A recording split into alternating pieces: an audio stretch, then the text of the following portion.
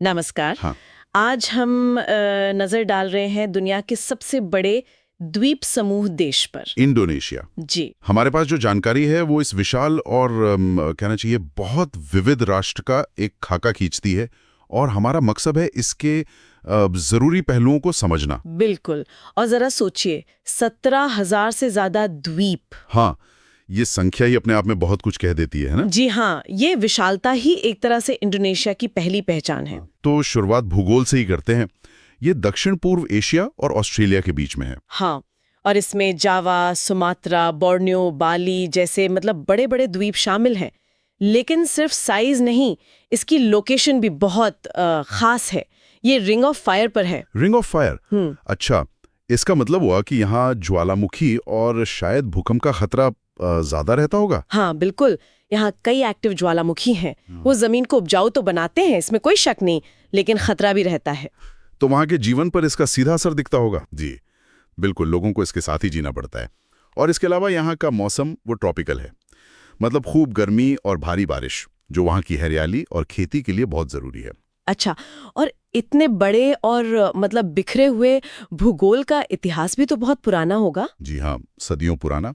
देखिए, इसकी लोकेशन ऐसी थी कि पुराने जमाने से ही ये व्यापार का एक बड़ा सेंटर रहा। हाँ, समुद्री रास्ते होंगे। बिल्कुल, और इसी वजह से यहाँ हिंदू, बौद्ध और फिर इस्लाम धर्म का प्रभाव आया।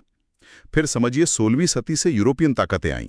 पुर्तगाली और डच है ना? हाँ, खासकर पुर्तगाली और डच, उन्होंने यहाँ अपने पैर जमाए और एक लंबा औपनिवेशिक दौर चला। काफी संघर्ष हुआ और फिर 1945 में जाके इंडोनेशिया को स्वतंत्रता मिली। आजादी के बाद का राजनीतिक सफर कैसा रहा? क्या ये एक स्थिर लोकतंत्र बन पाया? देखिए, राजनीतिक रूप से एक संघीय गणराज्य है, प्रेसिडेंशियल सिस्टम है। मतलब राष्ट्रपति प्रमुख है। जी हाँ, केंद्र और राज्यों में शक्तियां बटी हुई हैं, पर राष्ट्रपति ही प्रमुख हैं। लोकतंत्र तो है, पर आजादी के बाद से यहाँ राजनीतिक अस्थिरता भी रही है। मतलब उतार चढ़ाव देखे गए हैं। संसद भी है, 2 सदनों वाली, जो कानून बनाती है। इस राजनीतिक माहौल के साथ इंडोनेशिया की अर्थव्यवस्था भी काफी बड़ी लगती है। सुना है दक्षिण पूर्वी एशिया की सबसे बड़ी अर्थव्यवस्थाओं में से एक है। बिल्कुल सही कहा आपने। ये G20 समूह का सदस्य भी है। अच्छा, G20? जी, और इसकी इकोनॉमी के कई पिलर्स हैं, जैसे कृषि तो है ही, साथ में खनन, तेल और गैस, मैन्युफैक्चरिंग, और अब तो टूरिज्म भी काफी बढ़ रहा है। हाँ, टूरिज्म तो होगा ही। और एक चीज और, इंडोनेशिया दुनिया के सबसे बड़े पाम ऑयल उत्पादकों में से है। Palm oil? हाँ, ये तो काफी सुना है। ये अर्थव्यवस्था के लिए तो बहुत जरूरी होगा। लेकिन क्या इससे जुड़ी कुछ चुनौतियां भी हैं, जैसे पर्यावरण को लेकर? हाँ, आपने बिल्कुल सही पॉइंट पकड़ा। पाम ऑयल ने इकोनॉमी को तो मजबूती दी है, नौकरियां भी दी हैं, पर इसकी वजह से जंगलों की कटाई, बायोडायवर्सिटी का नुकसान, ये सब गंभीर चिंताएं हैं।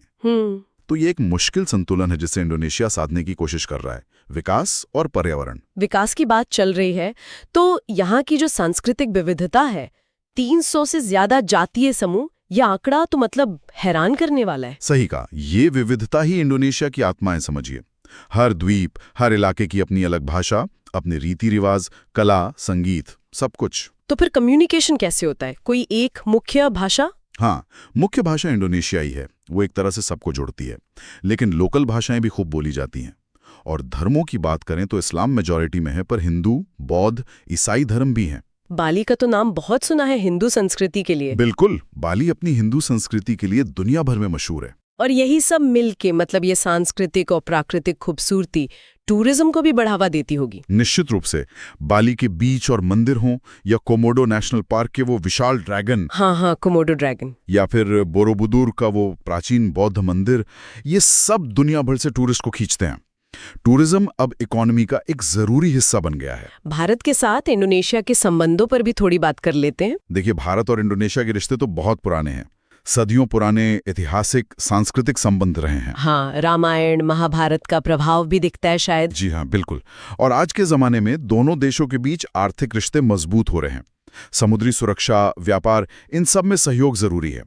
दोनों ही हिंद महासागर क्षेत्र के बड़े देश हैं, तो स्ट्रैटेजिक पार्टनरशिप भी अहम है। इतनी सारी बातें हमने की, खूबियों की, लेकिन जाहिर है कुछ बड़ी चुनौतियां भी होंगी इंडोनेशिया के सामने। हाँ, चुनौतियां तो हैं।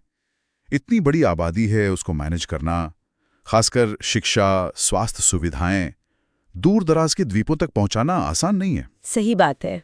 फिर आर्थिक असमानता भी एक मुद्दा है। कुछ इलाके बहुत डेवलप हैं, कुछ पिछड़े हुए हैं।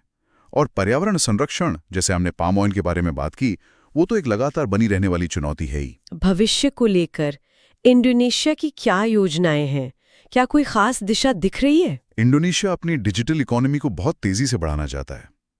टेक्नोलॉजी और इनोवेशन के जरिए विकास की रफ्तार तेज करने पर जोर है। साथ ही इंफ्रास्ट्रक्चर में निवेश और ह्यूमन रिसोर्स डेवलपमेंट पर भी फोकस है।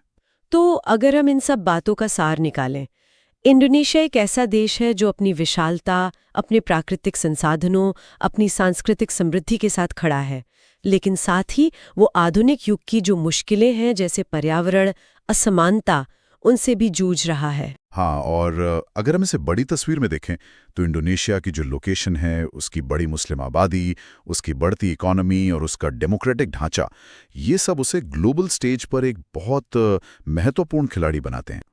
इस पूरे क्षेत्र की स्थिरता और प्रगति के लिए इंडोनेशिया का विकास बहुत मायने रखता है। बिल्कुल।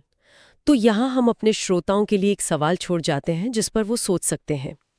17,000 से ज्यादा बिखरे हुए द्वीप और 300 से अधिक जातीय समूह, इतनी जबरदस्त विविधता के बीच इंडोनेशिया अपनी राष्ट्रीय एकता और एक साझा पहचान को कैसे न सिर्फ बनाए रखता है, बल्कि उसे और मजबूत कैसे करता है, ये अपने आप में एक बड़ी पहेली है, सोचने लायक बात है।